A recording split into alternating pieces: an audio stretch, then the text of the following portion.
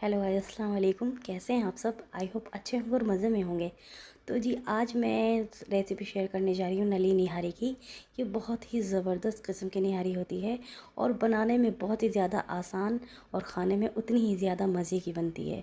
तो ये हम दिल्ली की फ़ेमस नहारी बना रहे हैं। यहाँ पर हमने लिया 1 केजी गोश्त और हमने इसे अच्छी तरह से वॉश कर लेना है और ये साथ में नली भी इसके साथ में है।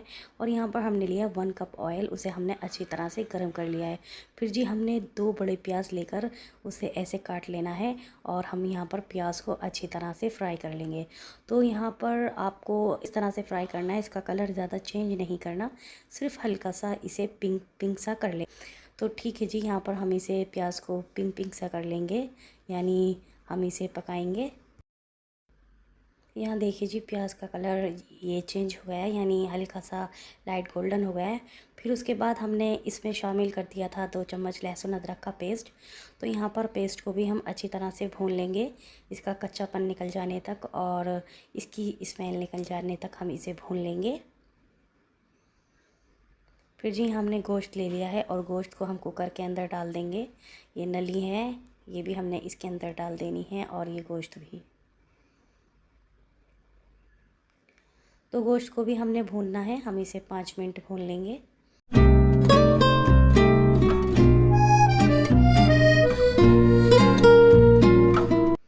हम यहाँ गैस की फ्लेम हाई रखेंगे, हाई फ्लेम पर हमने इसे भूनना है।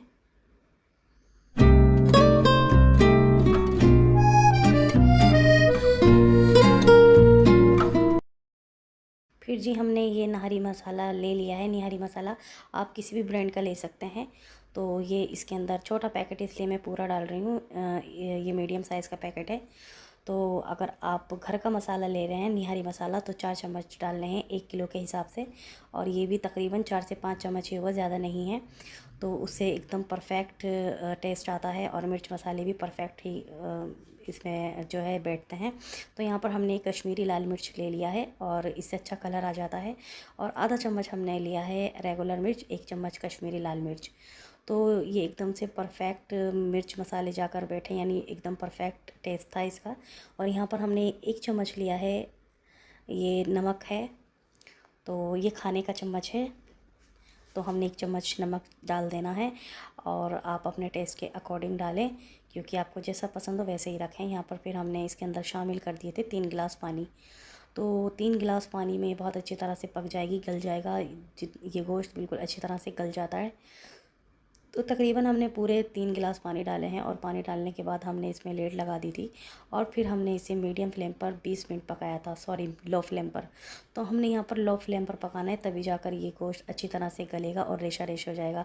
यानी जिस तरह का गोश्त निहारी के अंदर होता है उसी तरह का गोश्त ये हो जाएगा बिल्कुल। तो ये 20 मिनट हो चुके थे, हमने इसे बिल्कुल मीडियम फ्लेम पर पकाया था, तो ये अच्छी तरह से गल चुका था। तो हमने चेक करके भी देखा, आसानी के साथ बोटियाँ एक दूसरे से अलग हो रही थी। ये देखिए, ये बहुत आसानी के साथ एक दूसरे से अलग हो रही है। और उसी असल टेस्ट जो हो तभी आता है जब गोश्त अच्छी तरह गला हुआ होता है। तो फिर हमने यहाँ पर ले लिया 1 कप आटा, चक्की का जो होता है गंदुम, और आधा कप हमने मैदा ले ली थी। और उन दोनों को हमने छान कर इस तरह से छान लेना है और हम इसे भून लेंगे। आटे को और मैदा को दोनों को हम भून लेंगे।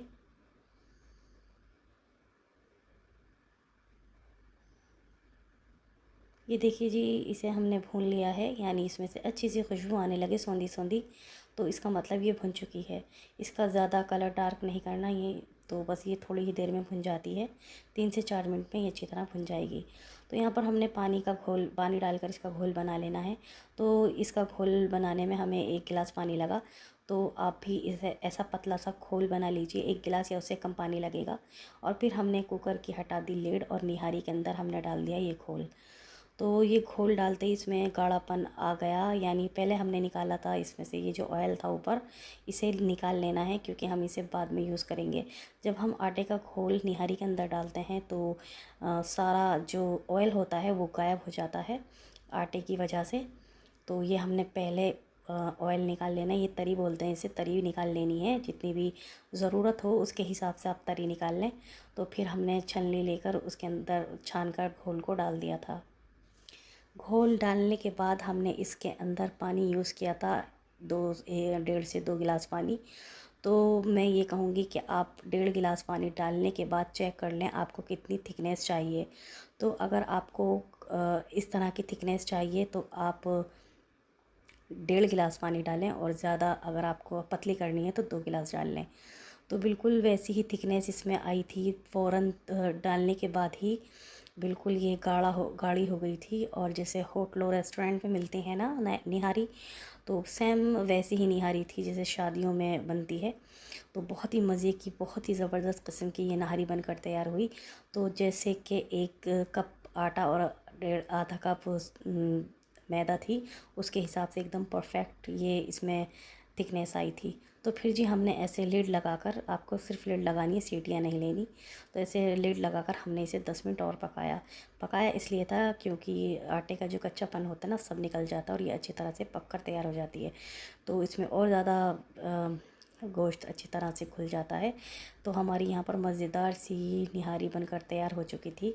हमने इसे डिश आउट कर लिया और बहुत ही ज़बरदस्त किस्म की नहारी थी। तो बकरीद का जैसे तो अभी मतलब बकरीद जा चुकी है, तो ज़ाहिर सी बात है सबके घरों में गोश्त होंगे, तो मेहमान भी आ रहे जा रहे होंगे, दावतें भी हो रही होंगी। तो ये वाली निहारी बनाकर खिलाइए, सबको बहुत ज़्यादा पसंद आएगी और सब आपकी वाह वाह करेंगे। तो मेरे कहने पर इसी तरह से बनाइए और अपने रिश्तेदारों से, अपने दोस्तों से, फैमिली वालों से तारीफ़ें लूटिए, और फिर एक बार मुझे ज़रूर बताइएगा कि आपकी नई नहारी कैसी बनी। तो चलिए जी, मिलते हैं अगली वीडियो में, तब तक के लिए बाय, अल्लाह हाफ़िज़, अपना ख्याल रखिए और मुझे दुआओं में याद रखिए।